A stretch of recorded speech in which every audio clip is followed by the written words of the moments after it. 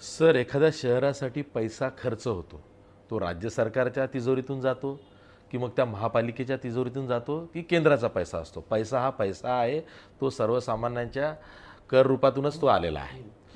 जेव्हा सत्ताधारी भाजप, ज्यांचा मुख्यमंत्री आहे, ज्यांचा नगर विकास मंत्री हाच मुख्यमंत्री आहे, ते देवेंद्र फडणवीस पारदर्शकतेचा मुद्दा पुढं करून मुंबई महापालिकेवरती SIT नेमतात, चौकशी नेमतात.